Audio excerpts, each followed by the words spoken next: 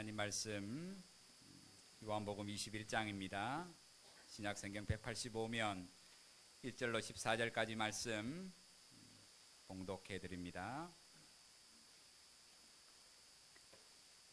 그 후에 예수께서 디베랴 호수에서 또 제자들에게 자기를 나타내셨으니 나타내신 일은 이러하니라.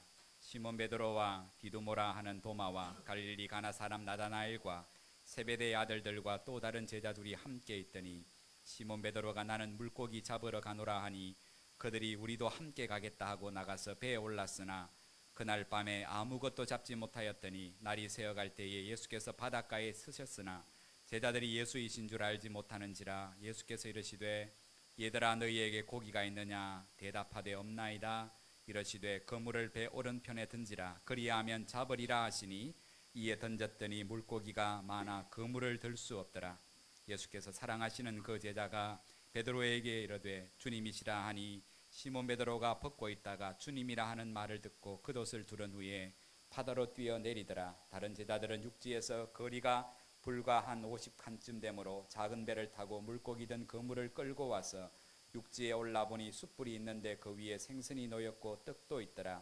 예수께서 이르시되 지금 잡은 생선을 좀 가져오라 하시니 시몬 베드로가 올라가서 그물을 육지에 끌어올리니 가득히 찬 큰 물고기가 153마리라. 이같이 많으나 그물이 찢어지지 아니하였더라. 예수께서 이르시되 와서 조반을 먹으라 하시니 제자들이 주님이신 줄 아는 고로 당신이 누구냐 감히 묻는 자가 없더라. 예수께서 가셔서 떡을 가져다가 그들에게 주시고 생선도 그와 같이 하시니라. 이것은 예수께서 죽은 자 가운데서 살아나신 후에 세 번째로 제자들에게 나타나신 것이라. 아멘. 기도드립니다.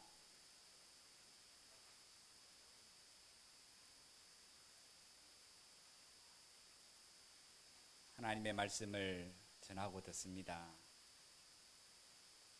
말씀 앞에 서야만 하나님을 알 수 있고 그 하나님 앞에 서야만 내 인생이 무엇을 위해 지음받았고 택하심을 받았는지 깨달을 수 있습니다. 하나님, 오늘도 우리의 닫혀진 귀가 있다면 열어주시고 닫혀진 눈이 있다면 보게 하셔서 깨닫게 하셔서 하나님 앞에서 진리 앞에서 날마다 살아가는 우리의 삶이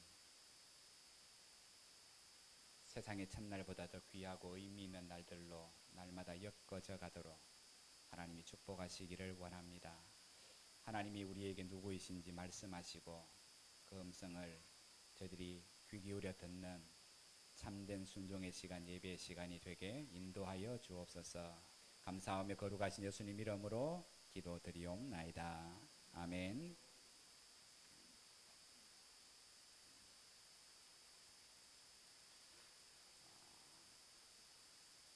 얼마 전에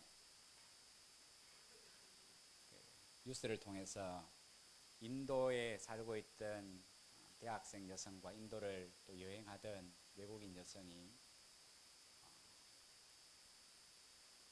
인도 남성들에 의해서 어려움을 겪은 보도가 난 적이 있고 국가 공권력의 부재를 비난하는 그런 들끓는 여론들이 국내외에서 한참 이렇게 큰 이슈로 떠오른 적이 있었습니다. 여론이 별로 안 좋으니까 현 여당의 대표인 소냐 간디가 그 여성이 방문해 있는 병원을 직접 방문해서 위로를 했고요. 그것을 인도 신문들이 그리고 인터넷이 글로 그림으로 또 사진으로 올린 적이 있습니다. 저도 그 인터넷을 검색해 보니까 그 상황을 뿐만 아니라 소냐 간디의 그 참 곡절이 많은 그 인생의 그 사진 몇 점이 인터넷에 올라와서 의미 있게 본 적이 있습니다. 잘 모르시겠지만 2004년도 지금 현 국민회의당의 여당 대표인 소냐 간디는 사실은 2004년도 본인이 총리가 될 수 있었어요. 그런데도 원래 소냐 간디가 국적이 이탈리아인입니다. 그래서 총선에 승리하고 본인이 총리가 될 수 있었음에도 할 수 없이 그 여론에 의해서 보수주의자들에 의해서 그 총리직을 사퇴했던 정치인입니다. 소냐 간디는 그 전설적인 인도 간디 가문의 며느리예요. 그 남편이 역시 인도의 총리였던 라지브 간디지요. 그가 정치인으로서 인도라는 큰 나라의 여당의 대표 겸 총리로서 시어머니와 남편이 그렇게 나라를 이끌다가 암살당하고 테러로 죽자 그 남편과 그 시어머니의 뒤를 이어서 본인이 그 국민회의당을 명맥을 지키기 위해서 본인이 정계에 2004년도에 진출을 해요. 인터넷을 보니까 그때 총선이 한참 될 때 본인이 자기가 지원하는 그 국민회의당의 후보들을 위해서 인도 전역을 헬기를 타러 다니면서 유세해주고 지원해주는 그 사진 한 점이 그 인터넷에 올라왔는데 그 소냐 간디가 인도의 하라냐 주의 파리 다비드라는 그 지역에 유세하기 위해서 헬기를 타고 내려오는 장면을 사진 기자가 찍었는데 수많은 군중들이 헬기를 타고 내려오는 그 소냐 간디가 탄 헬기를 목을 제치면서 바라보는 장면이 찍혀 있어요. 목이 빠지게 그 헬기를 쳐다보는 그 인도 국민들의 그 눈길 속에는 그 헬기를 타고 있는 소냐 간디에 대한 기대와 그리고 그녀에 대한 희망과 그리고 존경의 그 눈빛이 마음이 그들이 그 헬기를 바라보는 그 사진을 찍은 그 사진 안에 다 들어있어요. 결국 소냐 간디가 그 총선에서 이깁니다. 그리고 힘 있는 여당이 되고 비록 총리는 안 됐지만 그만큼 정치적인 영향력이 있다는 사실을 입증합니다. 그러나 그때부터 세월이 약 이제 9년이 흐르고 10년이 흐르면서 지금 인도 국민들은 그때의 자기들의 그 기대에 국민회의당이 소냐 간디가 미치지 못한다는 사실을 깨닫고 그녀가 속한 여당에 대해서 실망과 그리고 더 나아가서 불만을 토로하고 있습니다. 여러분 잘 아시겠지만 인도의 국민적인 영웅은 간디예요. 이 소냐 간디가 자기의 시조부가 누구냐 하면 간디와 사도를 맺었던 네루 수상이 그 인도의 첫 수상이 시조부예요. 자기 시어머니는 방금 소개했듯이 인디라 간디 역시도 1984년에 시크 교도에게 암살당하기 전까지 그 큰 인도의 가장 정치적인 영향력이 있는 인도 땅의 수상이었어요. 자기 남편도 폭탄 테러로 1991년 암살당하기 전까지 그 큰 인도의 수상이었어요. 달리 말하면 소냐 간디 시집 식구가 3대 동안 인도 정치를 다 말아먹었어요.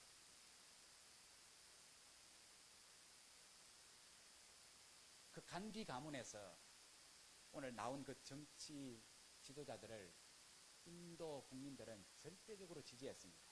선거만 하면 이겼어요. 선거만 하면 이겼어요. 근데 문제는 소냐 간디의 시집 식구들이 3대에 걸쳐서 그 큰 인도의 정치를 하는 동안 더 나아졌는가? 아니요. 더 극심한 분열과 다툼과 그리고 질병과 빈곤과 불의와 부패와 부질서와 빈부의 격차는 더 심해졌습니다. 그런데도 그렇게 실망해놓고도 소냐 간디가 단지 간디 가문의 며느리라는 것 때문에 2004년도 사진을 보면 그렇게 기대했다가 큰 실망을 겪어놓고도 소냐 간디가 이탈리아 국적을 가져도 상관없어요. 그냥 간디 가문과 연줄이 다 있다는 것 때문에 저 여인이 또 총리가 되면 4번째 총리가 되면 우리의 나라의 이 실정이 좀 나아질 거다. 그렇게 기대함으로 그 헬기를 찾아봤던 거예요. 그러나 시간이 지나고 보면 그들은 그 소냐 간디에게서 또 한 번 실망했어요.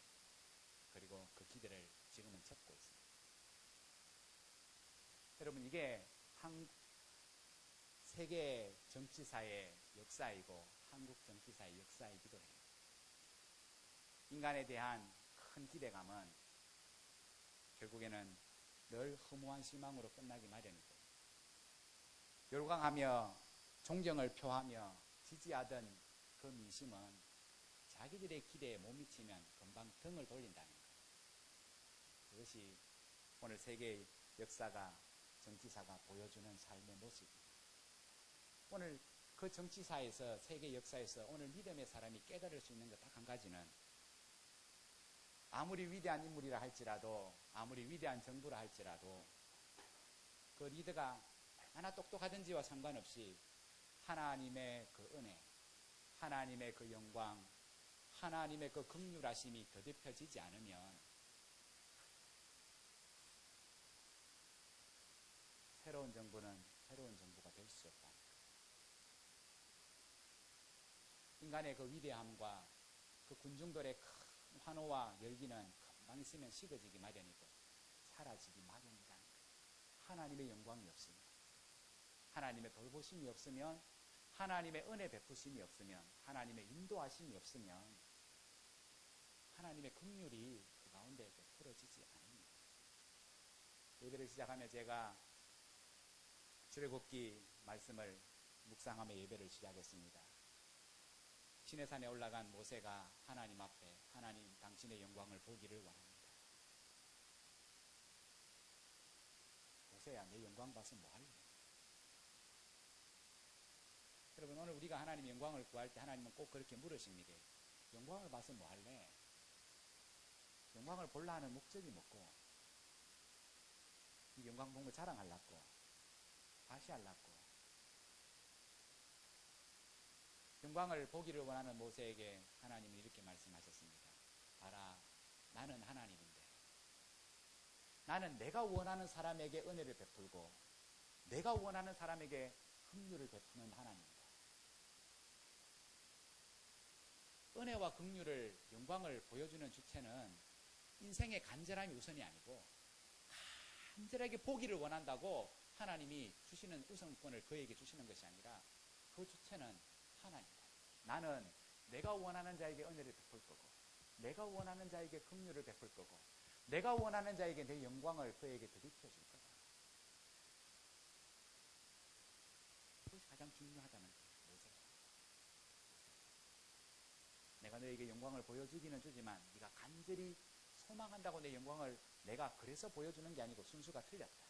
늘 나는 내가 필요하면 영광을 보여주는 거고, 내가 필요하면 은혜를 베푸는 거고, 내가 필요하면 그가 자격이 안 되어도 누가 뭐라고 해도 나는 그에게 긍휼을 베푸는 하나님이다.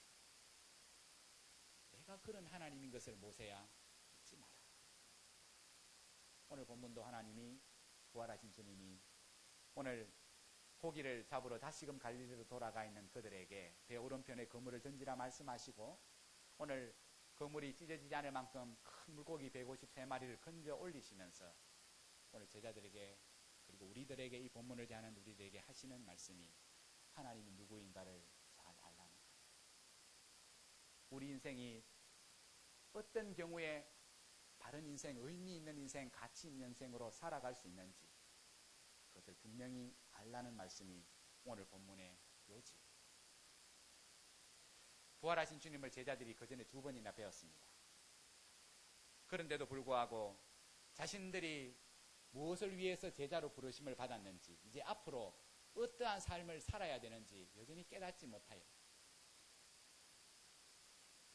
자신들의 삶의 의미를 어디에서 찾아야 하는지 여전히 알지 못하던 제자들이 돌아간 곳은 옛날의 삶, 갈릴리 호숫가로 돌아가 버렸습니다. 그 일을 누가 앞장서냐 하면 베드로가 앞장서요. 나는 고기 잡으러 가노라. 거기에 다른 6명이 함께 합세요. 제자의 과반수가 베드로 따라 고기 잡으러 옛날의 삶으로 돌아가 버렸어요. 여러분, 예전에 주님을 만나기 전에 베드로의 삶의 의미는 그 고기에 있었어요. 많이 잡힐수록 그날의 삶의 의미는 더 영광스러운 거예요.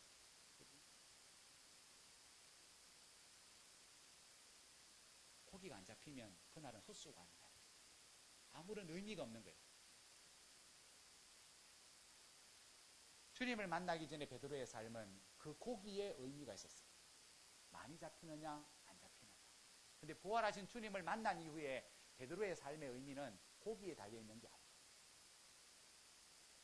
베드로의 삶의 의미는 이제 주님께 속해 있는 거예요. 왜 자기 같은 갈릴리의 무식한 어부를 제자로 삼으셨는가? 왜 부활하신 주님이 그 부활을 자기에게 보여주셨는가? 자기에게 사람을 낚는 어부가 되라고 말씀하셨는가?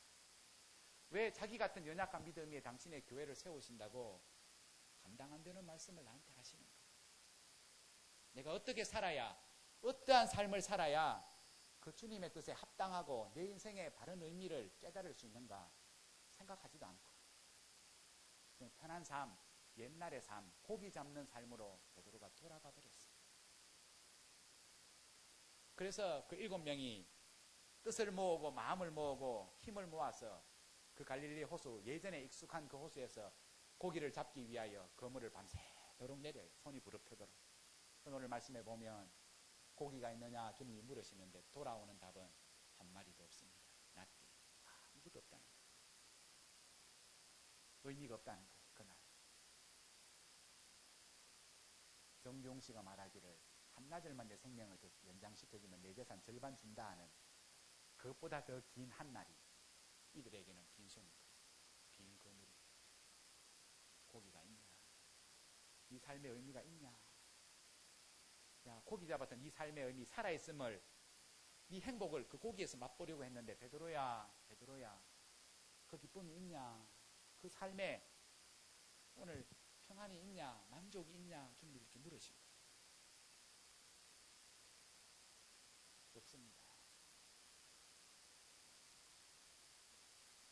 밤새도록 그물을 내리면서 고기가 있을 만한 곳에 7명이 그 바다 밑의 지형을 생각하면서 그물을 내려봤지만 한 마리도 없어 있대. 한 번 실패하고, 2번 실패하고, 3번 실패하고, 동력이 밝아올 때까지 실패하면 왜 고기가 안 잡히는가 생각을 좀 해봐야 되겠다. 자기들이 바다에 대해서는 그래도 선생님입니다. 그 잠대가 그 바닷가에서 굵었는데 한 명도 아니고 7명이 함께 그 경험을 공유해서 고기를 잡기 위해 그물을 내리는데 한 마리도 안 잡힌다면 그 실패의 의미가 뭔가를 한번 생각해 봐야 되죠. 주님을 만나기 전에는 얼마든지 그런 삶이 반복될 수 있어요. 뭐 하루 공치면 그 다음날 잡으면 되지 뭐. 그죠? 그 다음날 안 잡히면 그 다음날 잡으면 되지 뭐. 그렇게 허송세월하며 사는 거예요. 많이 잡히면 기분 좋아서 술 한잔 마시는 거고. 안 잡힌 것 때문에 술 한잔 마시고 내일이면 잡히겠지 하며 그냥 막연한 기대 속에 그렇게 인생을 허송하며 사는 것 괜찮았지만 이제 주님을 만났잖아요. 주님의 제자가 됐잖아요. 주님의 부활을 받잖아요. 주님의 말씀을 들었잖아요. 이제는 그렇게 살면 안 돼요. 한번 그물을 내렸는데 열심히 살았는데 실패했다. 그러면 하나님은 그 실패를 통해서 들려주시는 말씀이 있는 거예요. 그런데 얼마나 아직까지 그 마음이 어두운지 밤새도록 실패하면서도 빈 그물을 끌어올리면서도 그 실패가 무엇을 뜻하는지 몰라요. 주님이 지금 해변가에서 밤새도록 그들이 헛수고하는 것을 보고 계시는데도 오늘 말씀해 보면 그가 예수인 줄을 알지 못한다. 알지 못한다. 아무것도 모르는 거예요. 주님도 모르고. 주님을 모른다는 것은 자기가 자기 인생을 모른다는 거예요. 자기가 자기 인생의 의미를 모른다. 내가 누구인지를 알려면 나를 지으신 하나님을 바로 알아야 내 인생을 어떻게 살아갈 수 있는지를 알아요. 그래야 세월을 아끼며 살아요. 오늘 부른 찬송 젊은이들에게 큰 격려와 위로의 말씀이죠. 젊을 때 힘을 다. 젊을 때 힘을 다. 허송하지 마라. 젊음의 세월을 네 인생 안에서 네 뜻을 구하며 그 인생 안에서 의미를 찾기 위해서 세상 사람들처럼 살지 마라. 젊든지 혹은 나이가 들었든지 참 인생의 의미는 고기가 많이 잡혔냐 안 잡혔냐에 달려있는 것이 아니라 우리를 지으시고 우리를 구원하신, 우리에게 믿음을 선물로 주신 부활하신 주님 안에서 내 인생이 참된 의미가 거기서 생겨날 수 있음을 주님은 말씀하시는 거예요. 여러분은 여러분의 인생의 의미를 어디에서 찾고 계십니까? 아파트 평수가 넓어지는 것에 의미를 찾으십니까? 내 아이가 공부를 잘하는 것에, 좋은 학교에 들어가는 것에 내 인생의 의미를 찾으십니까? 솔로몬이 대신해서 답을 해줍니다. 그런 인생을 살면 죽기 전에 후회할 겁니다. 내 뜻을 위해서 젊을 때 내 인생의 주인은 나라고 생각하고 내가 열심히 살아가다 보면 늙어서 후회할 겁니다. 헛되고 헛되니 모든 것이 헛될 것입니다. 주님 안에서만, 주님의 뜻 안에서 내가 순종하며 살아갈 때만이 우리는 참 내 인생의 의미를 주님 안에서 발견할 수 있습니다. 주님이 지금 갈릴리 바다에서 헛고생하고 있는 제자들에게 지금 물고기 153마리를 통해서 하시는 말씀입니다. 기분이 좋나? 153마리 잡고.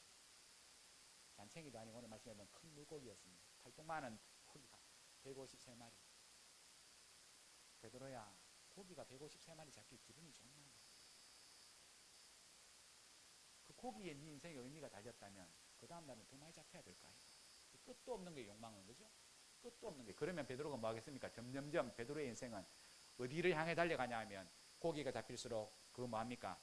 팔아서 돈이 되게 합니다. 그 다음에 뭐 할 겁니까? 큰 배를 삽니다. 큰 배를 살려면 또 뭐 해야 되겠습니까? 큰 거물을 살 거 아닙니까? 점점 조금 더 큰 배, 조금 더 큰 거물. 목표가 점점 많아지는 거예요. 처음에는 153마리, 그 다음에는 1500마리, 그 다음에는 15,000마리. 그러다 인생이 죽어요. 그러다 인생이 끝나는 거예요. 베드로야, 물고기가 네한테 인생의 의미가 아니다. 네가 나를 깨닫지 못하면, 내 은혜를 구하지 않으면, 은혜 가운데 안 살면 153마리를 매일마다 잡아도 아무런 인생의 의미가 없는 거다.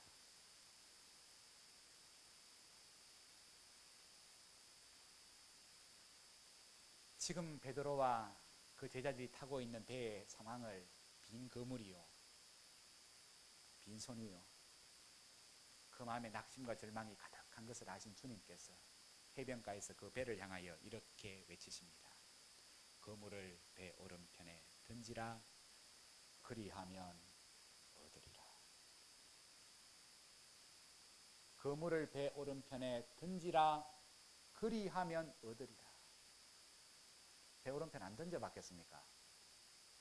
밤새도록 고기 잡았는데 왼편도 던져봤을 거고, 오른편도 던져봤을 거고, 앞에도 던져봤을 거고, 뒤에도 던져봤을 거고, 깊은 데도 던져봤을 거고, 수초가 있는 데도 던져봤을 거고, 옛날의 경험을 다 동원해서 있을 만한 법한 데는 다 던져봤어요. 근데 주님이 말씀하시네요. 던져보래요. 그러면 얻을 거래요. 여러분, 한 번 더 오른편에 던져본다고 밤새도록 안 잡히던 고기가 또 잡힐 리가 있겠습니까? 그런데도 베드로는 순종합니다. 그리고 그 그물을 오른편에 던집니다. 결과가 어떻습니까?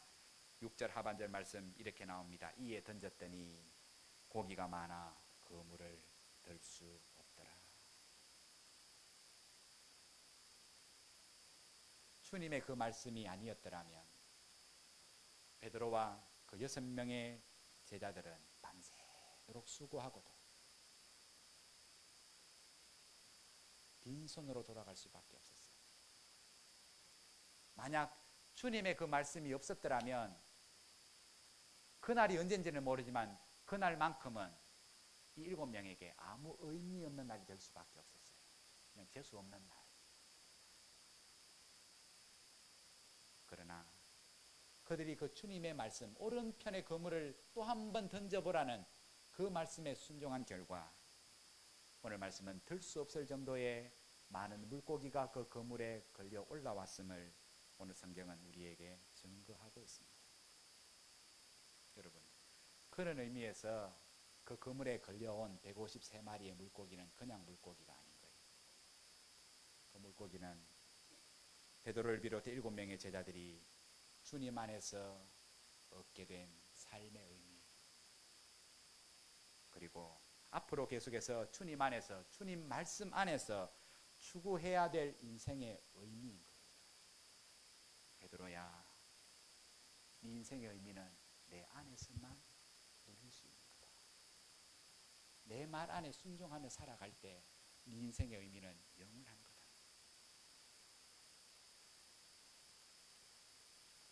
여러분, 어떻게 해서 방금 전까지 그물을 내려도 한 마리도 안 잡히던 그 물고기가 주님의 말씀 그 한마디에 그물을 내리는 순간 어떻게 그 많은 물고기가 잡혔겠습니까? 해답을 아십니까? 왜? 좀 전에 내가 내릴 때는 안 잡혔는데 왜 주님이 말씀하시고 내리니까 잡히지요? 너무 쉬워요. 그 유치원생도 할 수 있는 답이에요. 그물을 내리는 순간 주님이 그 자리에 고기가 있게 하셨기 때문에 고기가 잡히는 거예요. 주님께서 밤새도록 수고한 그 제자들의 그 수고가 헛되지 않게 하시게 역사하셨기 때문에 내린 그 그물에 고기가 153마리 잡힌 거예요.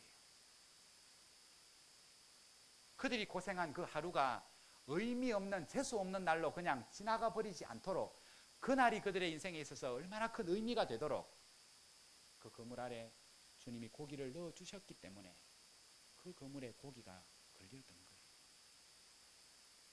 주님이 하셨기 때문에.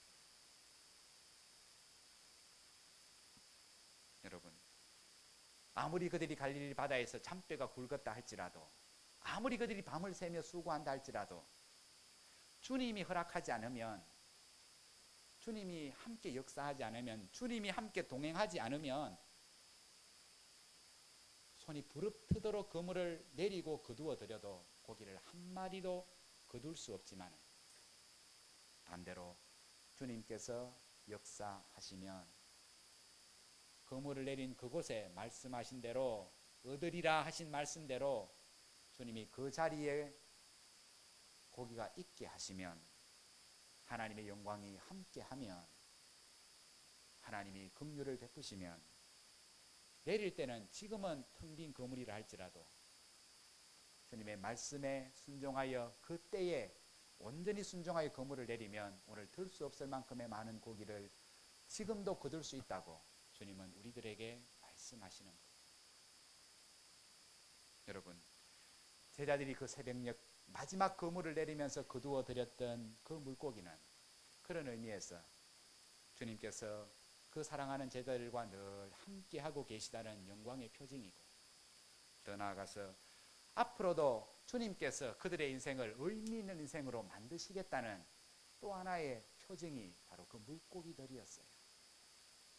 봐라, 내가 너 인생을 의미 있게 할 거다.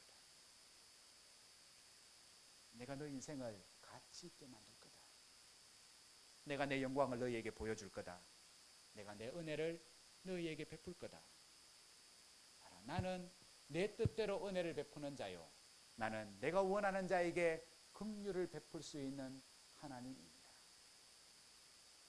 하나님은 아무에게나 간절히 바란다고 그 애절함 때문에 하나님은 은혜와 긍휼을, 하나님의 영광을 베푸시는 분이 아니라 하나님의 뜻 안에서 연약하고 부족하고 허물이 많은 인생들이지만 당신께서 복을 주시고자 택하시고 은혜를 베푸시고자 택하시고 영광을 보여주고자 택하신 자들에게 하나님은 날마다 당신의 영광과 당신의 은혜와 당신의 긍휼, 당신의 지키심과 보호하심의 은총을 하나님께서는 베풀어 주실 것이라고 그렇게 오늘 예배하는 우리들에게 말씀하시는 거예요. 그 은혜 때문에, 그 영광 때문에, 그 긍휼하심 때문에 오늘 우리는 날마다 살아가는 삶이 그 주님 안에서 날마다 의미 있어져 가는 거예요. 여러분, 이 세상에 수많은 민족이 생기고 사라졌습니다. 그런데 그 많은 민족 가운데 하나님이 이스라엘이라는 나라를 당신의 선민의 백성이 되게 하셨어요. 그 이스라엘 백성이 다른 민족보다 더 나은 것이 있었기 때문에 당신의 백성으로 선민으로 삼으셨습니까? 아니요. 신명기 7장은 하나님이 그 기준이 뭔가를 이렇게 말씀합니다. 나는 여호와 내 하나님의 성민이라. 내 하나님 여호와께서 지상 만민 중에서 너를 자기의 백성으로 택하셨나니 여호와께서 너희를 기뻐하시고 너희를 택하심은 너희가 다른 민족보다 수요가 많은 연고가 아니라 너희는 모든 민족 중에 가장 적으니라. 다른데 보잘것없는 민족이다. 숫자도 안 많고 너희들은 볼품도 없는 민족이다. 그런데 너희가 하나님의 백성 된 것은 내가 너희를 택했기 때문이다. 내가 내 영광을 보여줬기 때문이다. 내가 은혜를 베풀었기 때문이다. 내가 긍휼을 베풀었기 때문이다.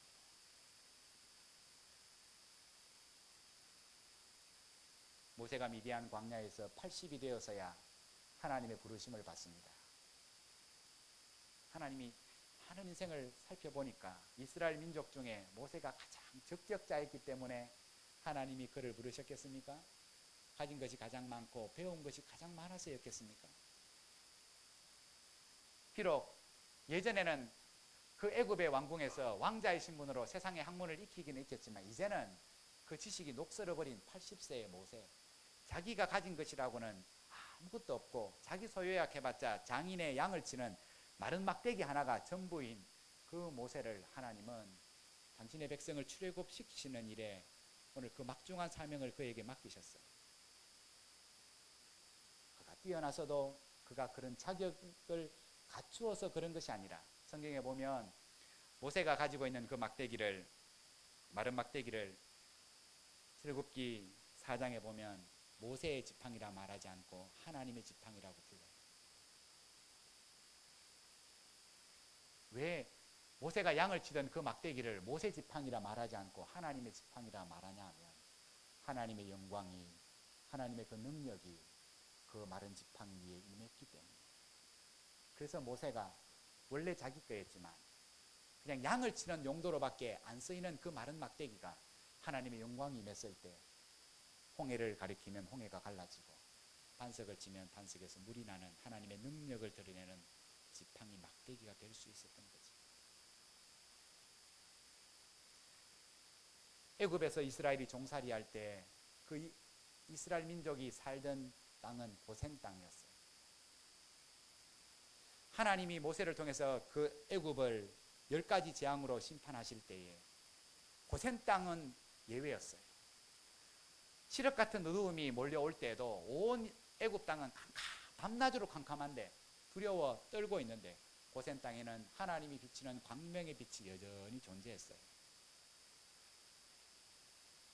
여러분, 고센 땅에 살고 있는 그 이스라엘 백성들이 하나님 보실 때에 귀공자이기 때문에 그 땅이 특별한 땅이기 때문에 하나님이 그렇게 구별하셨습니까?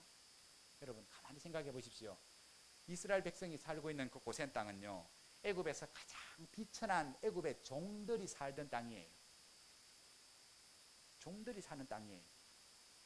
가장 불결하고 가장 비위생적인, 악취가 늘 진동할 수밖에 없는 땅이에요. 바로가 살던 그 왕궁과 비교하면 고센 땅은 원래 그런 땅이에요. 그런데 어떻게 해서 고센 땅에는 어두움이 몰려오지 아니하고 그 광명의 빛이 비추어질 수 있었습니까? 하나님이 그 땅을 구분하셨기 때문에. 하나님의 그 영광이, 하나님의 그 구원의 은혜가 그 고센 땅에 함께 하셨기 때문에 그 고센 땅이 애굽의 많은 땅 가운데서 구별될 수 있었어요. 황량한 베세다 벌판에 주님의 말씀을 듣기 위하여 성경에 보면 여자하고 아이 제외하고 남자 장정만 5,000명이었죠. 주님의 설교가 길어졌어요. 밥대가 됐습니다.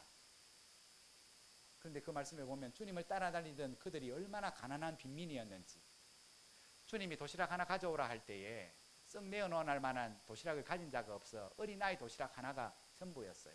그 안에 뭐가 들어있었습니까? 떡 5개와 생선 2토막.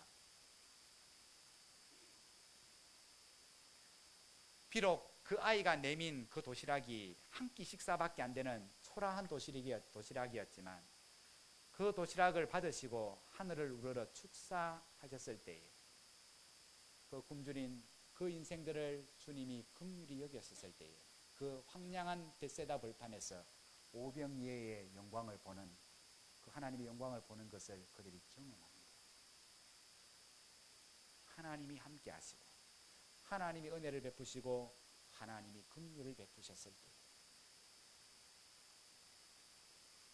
성경은 반대의 경우도 우리에게 보여줘요. 엘리 사사가 하나님 앞에 젊을 때는 주님을 위해서 열심히 살지만 늙어서는 하나님의 영광을 안 바라봐요. 자기 아들 두 명이 제사장으로서 하나님 앞에 얼마나 패역하게 행하는데도 거들떠보지도 않아요. 자신이 하나님 앞에 누리는 그 영광이 영원할 것이라고 착각했기 때문이에요. 내가 젊을 때 얼마나 주를 위해서 열심히 살았는가. 내가 이제 나이가 이만큼 들고 내 아들들이 제사장 되니까 내가 한 일을 보고 하나님이 은혜를 안 베풀겠나.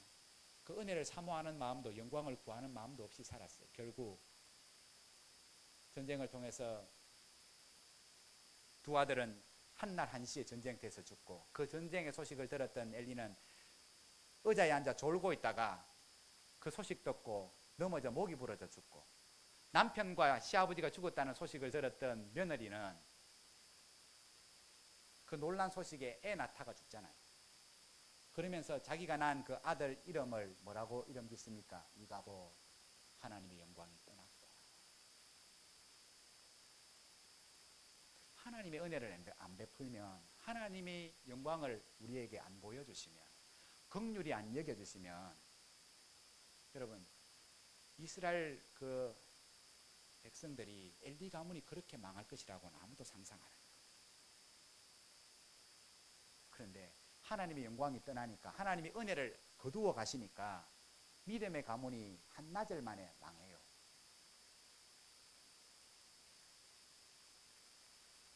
여러분 말씀을 잘 보십시오. 하나님의 영광이 거두어져 가면, 하나님의 은혜를 안 베푸시면 그 믿음의 가문이 망하는 데는요, 한나절이면 좋게요. 한나절 안에 이 모든 일이 다 벌어졌어요. 두 아들이 죽고, 그 아버지가 죽고, 며느리가 죽고, 그 가문 자체가 없어져 버렸어요. 베냐민 지파에 잘난 청년이 한 명 있었지요. 사울입니다. 하나님의 은혜로 그가 이스라엘의 초대 왕이 돼요. 하나님의 은혜로. 그런데 왕이 되면서부터 사울이 하나님의 뜻을 거역하면서 합니다. 자기 영광을 구하며 살아요. 그래서 하나님 앞에 버림을 당하죠. 그 사울 왕의 인생의 결국이 어떠합니까? 전쟁에서 패하게 되고, 자기 왕자의 자리를 지키기 위해서 그렇게 다윗을 핍박하고 살았지만 결국 스스로 왕자에서 물러나며 스스로 자기 목숨을 끊어버리는 비참한 삶을 살잖아요. 여러분, 오늘 이 모든 상황을 성경을 통해서 지켜보면 지금 내가 어떠한 처지와 형편 가운데 있느냐는 그렇게 중요하지 않아요. 진짜 중요한 것은 내가 하나님의 은혜를 바라고 그 영광을 구하며 그 긍휼하심을 구하며 살아가는지, 아니면 내가 내 인생의 주인이 되어서 내 뜻을 고집하며 내 뜻을 위해서 열심히 헛된 영광인 줄 알지 못하며 살아가는가. 나는 어디에 속하여져 있는가? 나는 내 인생의 의미를 어디에서 찾는가? 지금 내 인생이 하나님 안에서 그 영광을 구하고 그 은혜를 구하고 그 긍휼을 구하고 그 인도하심을 구하는 인생을 안 산다면 분명한 것은 나는 지금 헛된 영광을 구하고 살아가는 거예요. 그러면 성경은 그 결국이 어떻게 될지를 주님은 우리에게 말씀하시는 거예요. 내가 아무리 열심히 살아도, 새벽같이 일어나서 남보다 잠을 덜 자면서 부지런히 살아도 내가 이렇게 살면 내 노후가 안전할 거다. 하나님이 해야 착각하지 마라. 부자에게 말씀하시지요. 부자가 얼마나 열심히 살았고 부지런히 살았고 성실히 살았는지 오늘 자기가 생각한 것보다 더 많은 소출을 거두어요. 내일 계획을 세우고 내년 계획을 세우지요. 야, 내가 큰 창고를 지어야 되겠다. 그리고 값이 오를 때마다 그거 내다 팔면서 내가 안전한 노후로 살 거다.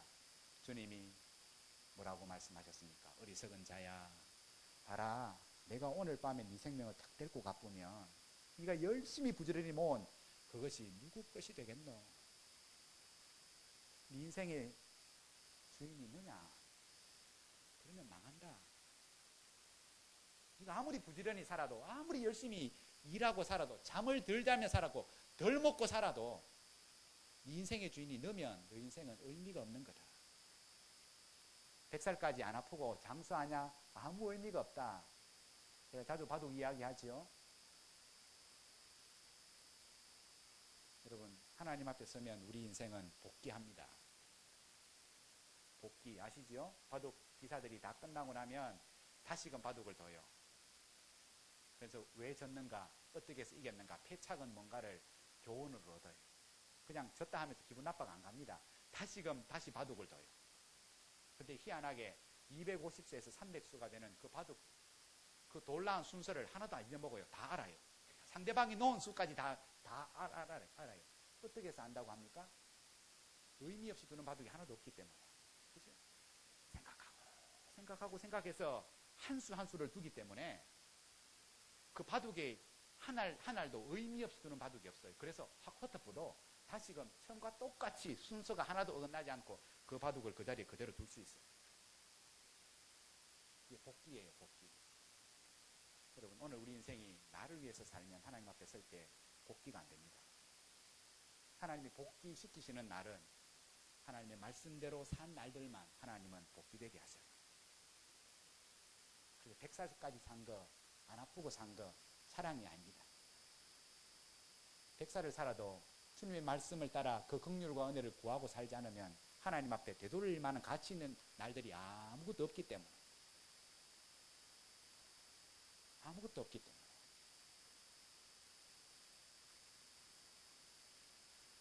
여러분, 내가 내 인생의 주인이 되고 내 영광을 구하고 내 뜻대로 살아갈 때 내 인생은 결국에는 아무것도 거둔 것이 없는 빈손과 빈 거물에 황량하기 그지없는 갈릴리 호숫가가 될 수밖에 없고, 그리고 황량한 벳세다로 끝날 수밖에 없지만은, 그러나 오늘 우리가 우리의 연약함과 우리의 볼품없음을 하나님 앞에 늘 고백하고 그 하나님의 영광을 구하고 살면, 그 은혜를 구하고 살면, 하나님의 간섭하심과 하나님의 인도하심을 날마다 구하고 살면, 지금은 텅 빈 거물이라 할지라도 당신의 때가 되어 우리에게 그곳에 거물을 내리라는 말씀 앞에 우리가 순종하면, 오늘 이 갈릴리 바닷가에서 들 수도 없을 만큼의 많은 물고기가 가득 찬 거물을 오늘 베드로와 그 제자들이 끌어올렸듯이 우리의 인생 역시도 그 하나님의 은혜를 그렇게 경험하게 될 것이라 오늘 주님은 우리에게 교훈으로 말씀하고 계십니다. 우리 인생을 잘 살라고. 한 번밖에 없으니까 젊은 사람들에게는 젊을 때 힘을 다하여 주를 위해서 살라고. 그 날들이 노인들에게 물어보라고. 세상에 그 무엇과 그 한날을 바꿀 수 있는지. 내가 젊다고 생각하면 젊을 때 힘을 다해서 내 노를 위해서 사는 게 아니라 주를 위해서 살아요.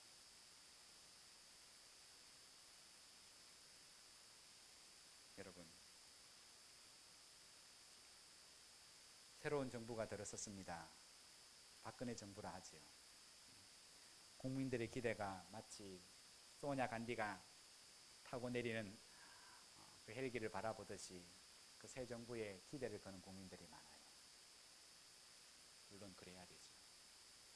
그러나 여러분, 오늘 우리가 스스로 속지 않아야 될 것은, 매번 정부가 시작할 때는 국민들의 기대치가 굉장히 컸지만 얼마 지나지 않으면 사람들의 그 기대치는 실망으로 바뀌지. 그치? 처음 시작할 때는 문민정부도 80%, 90%를 시작했다가 사람들이 자기가 바라는 대로 기대한 대로 안 채워지면 금방 등을 돌리잖아요. 그게 민심이지. 여러분, 오늘 이 자리에 대통령은 없고 정부 관료는 없지만은 오늘 이 나라의 국민된 우리가 오늘 이 말씀 앞에서 잊지 말아야 하고, 그리고 기도해야 될 것은, 하나님이 새로운 정부 속에 당신의 영광을, 당신의 은혜를, 당신의 긍휼을 베풀지 않으면 어떤 정부가 들어서도 아무리 똑똑한 유능한 사람이 대통령이 된다 할지라도 새 정부는 못 된다.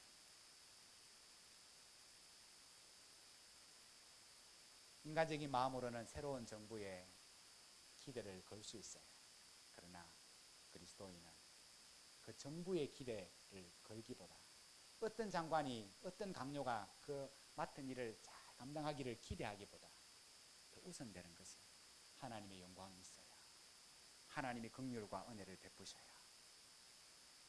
오늘 우리가 그렇게 기대하는 정부가 오늘 바른 정부로서 이 땅에 있는 불의를 없앨 수 있고, 부패를 없앨 수 있고, 빈곤을 없앨 수 있고, 이 국가적인 위기를 잘 지혜롭게 넘어갈 수 있는 정부가 될 수 있음을 우리는 알아야 되고, 그것 위해서 우리는 장로님 기도하셨던 것처럼 기도해야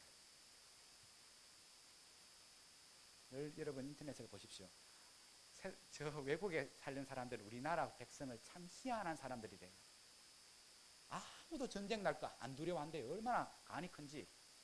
일상사의 삶을 살고 있대요. 딴 나라 사람들이 마음 졸여갖고 죽겠는데. 기도하기 때문에, 하나님의 긍휼을 믿기 때문에, 하나님의 영광을 믿기 때문에 그렇습니까? 그러면 아멘이에요. 그런데 그게 아니고 오늘 우리가 그렇게 평안한 듯이 살아간다면 우리가 여행을 바라는 거고, 그 바람은 찢어질 수밖에 없는 거예요. 여러분, 전쟁의 책임은 김정은에게 있는 게 아니에요. 김정은이가 죽일 놈이 아니고, 이 상황 속에서 오늘 삶의 의미를 잘 알지 못하며, 우리를 왜 먼저 구원하셨는지를 알지 못한 채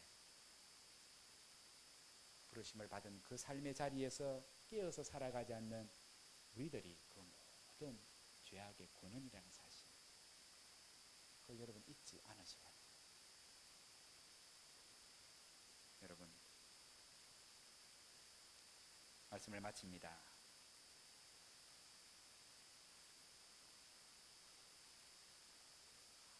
이 정부뿐만 아니라 우리 가정에, 우리 교회에, 내 삶에 꼭 필요한 것은 그 정부가 바른 정부가 될 수 있고, 교회가 바른 교회가 될 수 있고, 우리 가정이 바른 가정이 될 수 있고, 내가 참된 그리스도인이 될 수 있는 것은 가장 중요한 것은 하나님의 은혜 베푸심과 하나님의 영광을 보여주심과 그 긍휼을 베푸심이 우리 가운데 먼저 주어질 때 우리가 그 영광을 볼 수 있고 그 은혜를 누리며 안전하게 살아갈 수 있는 겁니다. 여러분, 그런 의미에서 내가 지금 하나님의 영광을 구하며 열심히 살아가는 한, 내가 지금 현실 앞에서 직장을 잃어버리고 직장을 구하지 못하며 살아간다 할지라도